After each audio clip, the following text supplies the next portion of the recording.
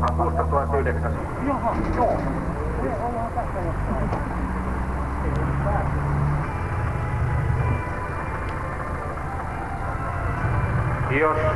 Jostakusta nyt tuntuu siltä, että nämä näyttelytilat, jotka voimat ja sitten Turun lentokerhon ja tästä Airshow-päivästä. Myöskin näitä vieressä on lippalakkeja sekä muunlaista tavaraa. Ja vielä kerran tietysti toivon, että älkää roskat heittää, vältymme ikäviltä vahingoilta, kun teette niin, että viette ne.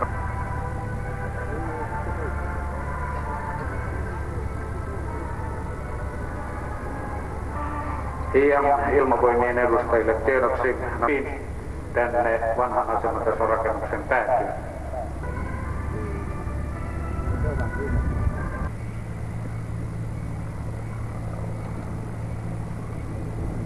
Onko sillä aika se pitkään?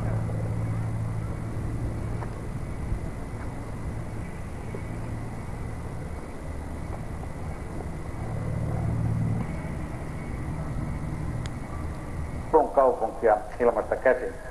Ja vielä kerran huomauttaisin, että aidatun alueen ulkopuolelle teillä ei ole mitään asiaa. Siellä järjestetään turkulaisten taitolentäjien sekä Turun lentokerhon ja muidenkin koneiden. Sen tuli myöskin tietoa, että älkää ihmeessä menkö niiden koneiden ja kirjoittaneet siihen nimensä, osoittansa sekä tuon puhelinnumeron. Älkää vielä laittako sitä siihen laatikkoon, jos aiotte käydä lentoaseman ravintolaan. Siitä vaan liittyy sinne laatikkoon, näin osallistutte Pariisin matkan arvontaan.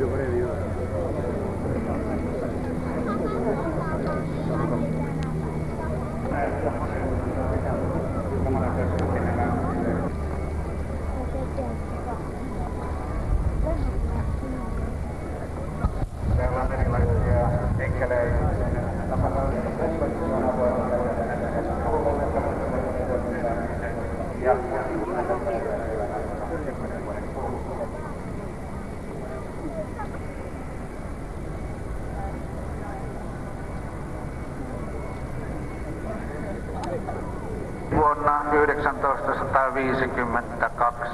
1952-3 muistaakseni, ja niitäkin tehtiin täällä Turun yläpuolella melkoinen määrä.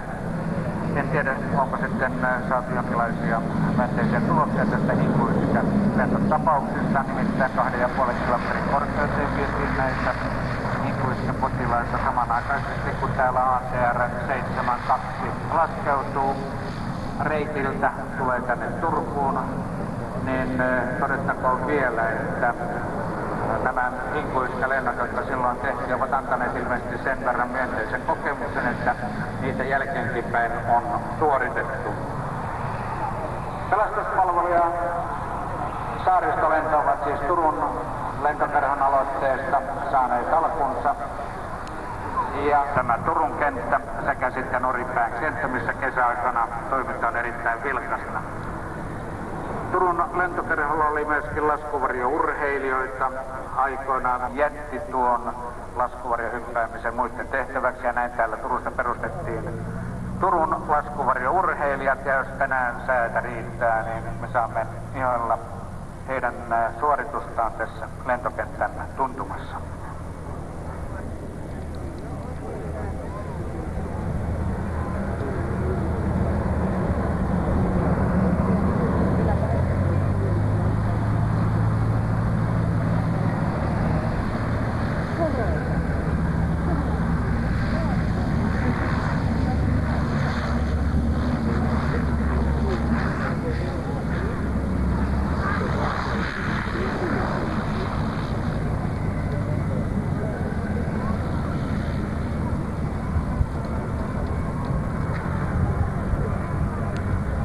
Rakennuksella toimittu vuodesta 1955 ja sitten vuonna 1978 siirryttiin tuohon uuteen upeaan rakennukseen, joka tänä päivänä on yleisön käytössä. Lentoaseman puolen tilaisuus käydä ostamassa näitä muistoja. Siellä on näitä T-paitoja, Turun lentokerhon T-paitoja, Blue Angelsien näitä T-paitoja.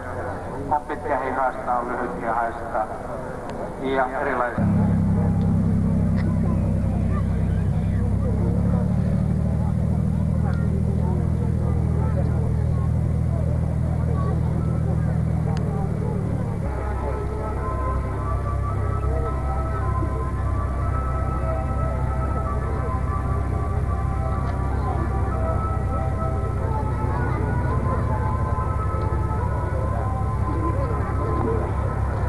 Ja ilmavoimat tässä esittäytyy siinä.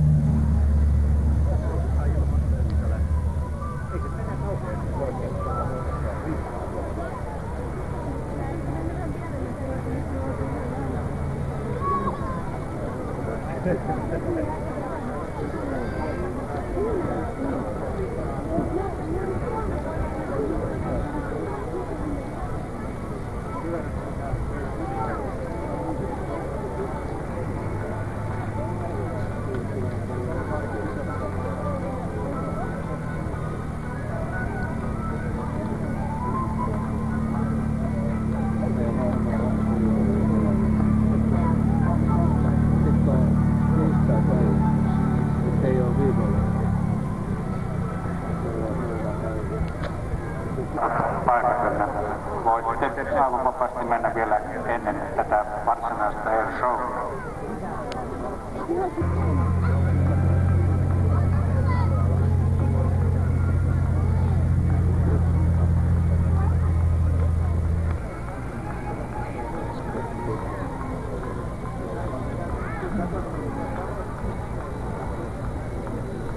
Nyt katsos, kun tuo iso armeija kohta.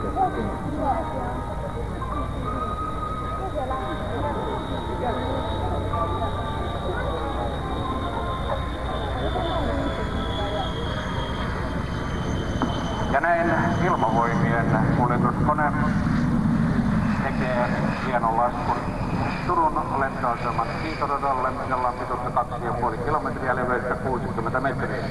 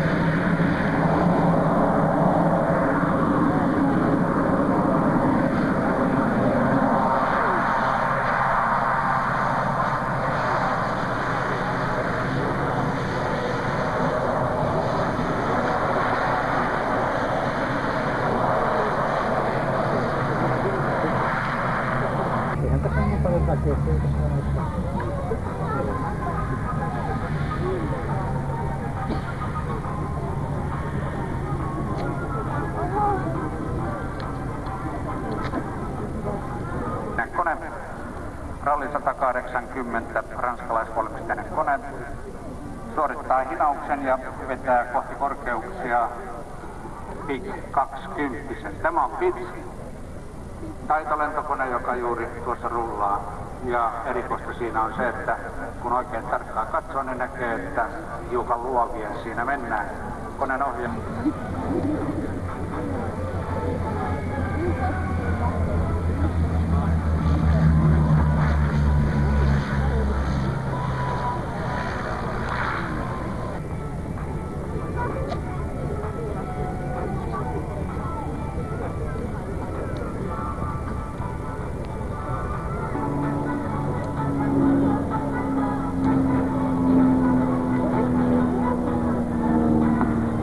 Ilmeisesti vielä tämä Matti Myöhänenkin joudutaan ottamaan alas ennen kuin päästään jatkamaan.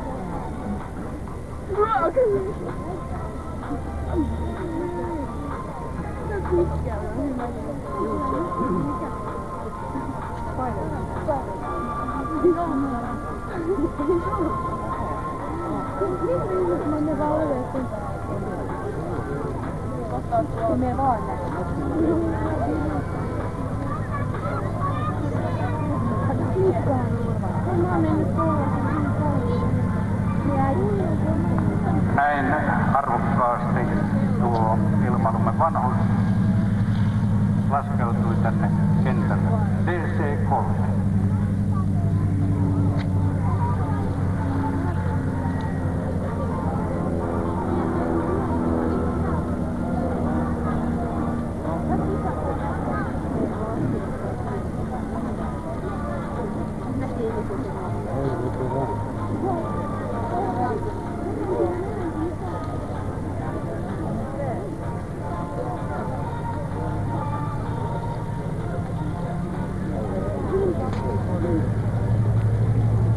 Kerhon Cherokee 893 ja siellä ohjaamossa istuu Matti Autio. Hän on purjelennon opettaja, lentää moottorikoneella ja on myöskin hinaaja kelpoisuus hänellä ja koulutustehtävissä. Ja tuossa takana sitten hiukan tintisessä säässä Elias Viitanen tällä Big 20, joka oli yksi kaikkein tunnetumpia koneita 7. Harrastus hänellä alkoi 1972. 20 vuotta hän on purjekoneella lentänyt samanaikaisesti kun tämä vinkka tässä näin pyyhältää perään. Ja mainittakoon tässä yhteydessä, että Elias Viitasella on noin 1500 lentotuntia tänne kiitoradan toiselle reunalle. Vielä on hinauksessa kiinni, tuo köysi on tiukka.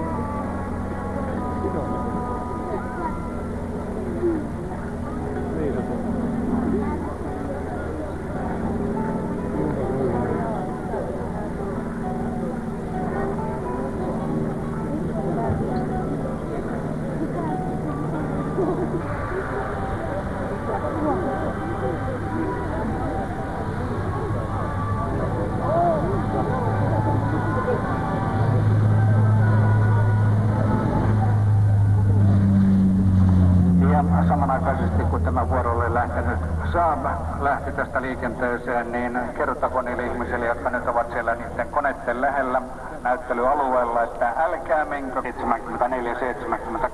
valloitti maailmaa.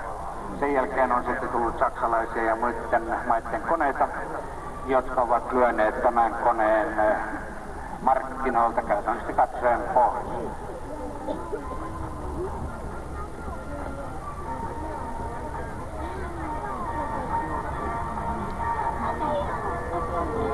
Ja uskoisin, uskoisin, että Viitanen tekee sen tempun, että kääntää tuosta ja sitten otetaan sen jälkeen hiukan vauhtia ja tullaan todella lujaa. Tässä pursutetaan hiukan tuota vettä ulos ja sitten tiukka veto hetken kuluttua. Noin se lähtee pystykäännös nousuun ja siitä pystykäännös oikealle puolelle.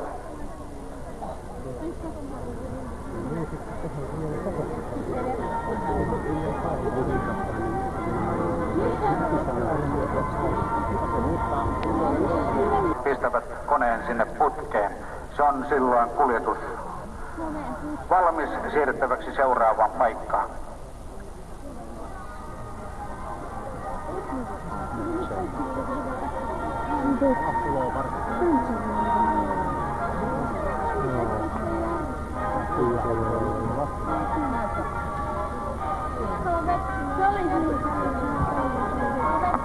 Näin Viitanen sai osuutensa suoritettua ja avauksen tähän airshowhun. Ja kuten havaitset, pojat menevät nopeasti sinne koneen siiville ja siitä sitten kone ajetaan tuohon ruohikolle, puretaan ja pannaan tuohon matkalaukkuun putkeen, niin kuin ilmailussa sanotaan. Sen jälkeen se on valmis siirrettäväksi paikasta toiseen. Ja ohjelma jatkuu heti välittömästi, kun tuo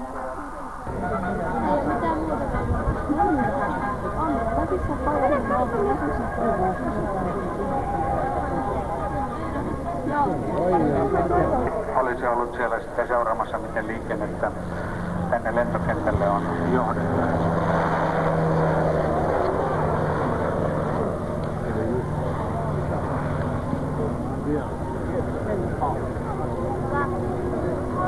Turun lentokerran mopuja. Yksi paikkainen on tämä OH367 ja sitten kaksi paikkaisia ovat nämä toiset.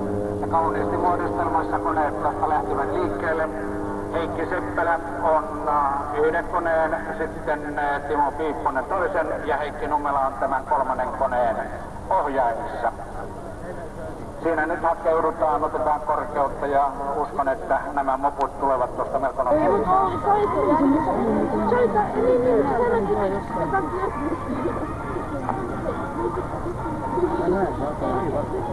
Ja siitä sitten tultiin kauniisti Pompahdelle laskuun.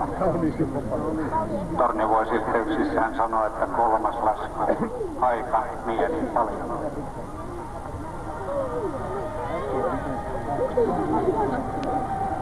Lähetin Silmukan.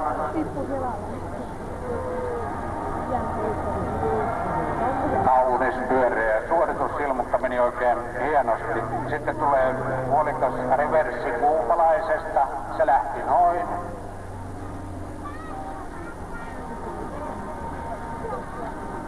Ja otetaan vähän siitä lisää vauhtia.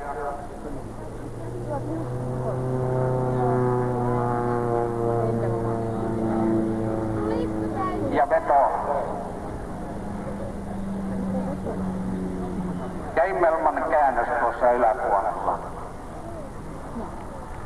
Sen jälkeen tulee, katsotaan mitä sieltä tulee, korkeusriit.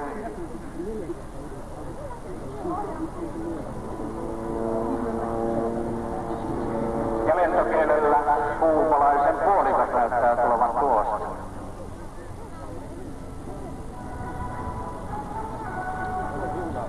Ja näin vauhtia seuraavaan liikesarjaan. Siellä on 4 henkilöä tällä hetkellä sisässä.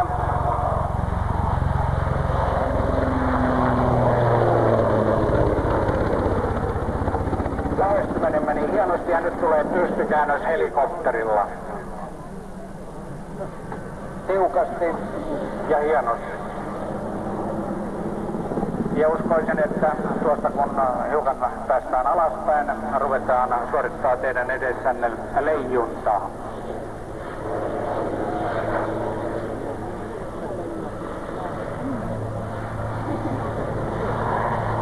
Raimo Kunttu, ohjaaja kapteeni, on tuossa ohjaamissa. Perämiehenä hänellä siellä on rajavartiomestari Petri Lehtonen. Mekanikkoja on 2, rajavartiomestari Pekka Hyyryläinen sekä toisena luutnantti Pasi Sarkola ja pintapelastaja on yli merivartija Jouko Peltoniemi. Näin konetta voidaan pitää paikallaan ja siitä hetken kuluttua näemme, miten pintapelastaja noin tulee ulos, laskeutuu sieltä alas. Ja jos tuossa alapuolella nyt olisi ollut henkilö, joka sinne ylös olisi vietävä, hän ottaisi sen mukansa. Tai sitten, että se asetettaisiin koriin ja sitten nostettaisiin tuonne sisälle. Siellä nyt on demonstroitu tuo loukko.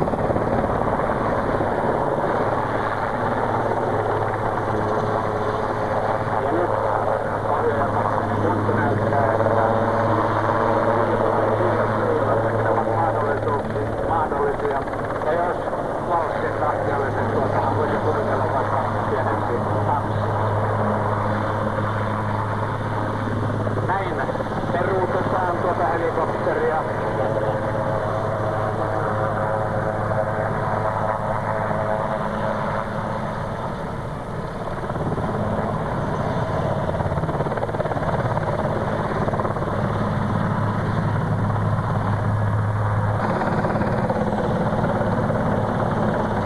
Puhun tässä kaiken aikaa koneesta, mutta helikopterihan tuo.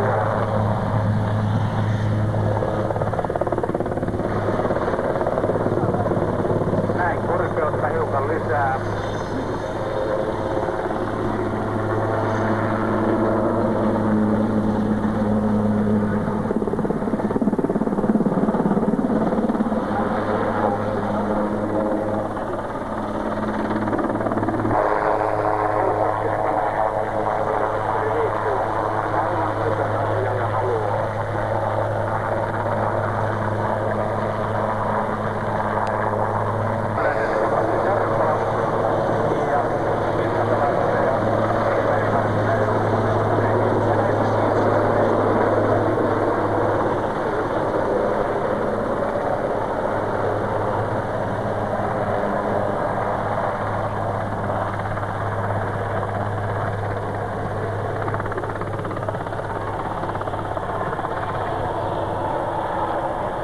Nopeutta tuommoiset 300 kilometriä tunnissa juuri tällä hetkellä, kun Heikki ottaa tämän yksipaikkaisen pitsin suoraan ylös ja siitä kierre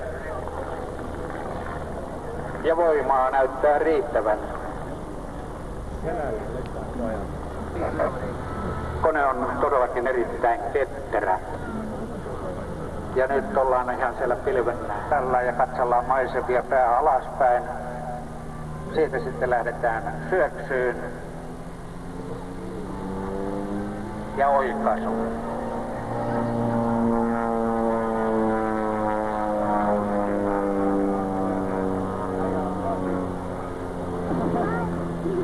Pystykierre vasemmalle ja voimaa riittää. Ja sama toistetaan, mutta tällä kertaa oikealle.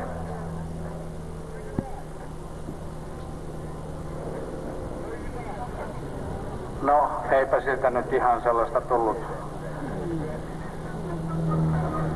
Pieni syöksykierre siinä ja sitten vauhtia lisää. Kun ovat ostaneet tähän airshow-tilaisuuteen, ja Heikki vetää sitten vielä tuossa savut päällä viimeiset kierrokset ja menee sitten tuonne kerhohallille laskuun.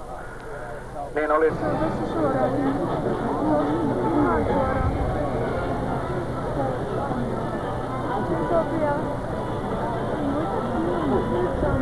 Ihan kohta. Tulee.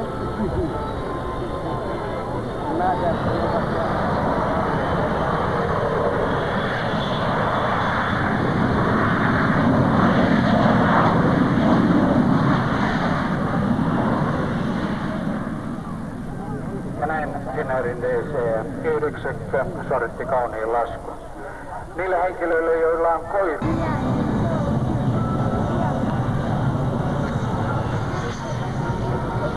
Harmi, että en ole kameraan.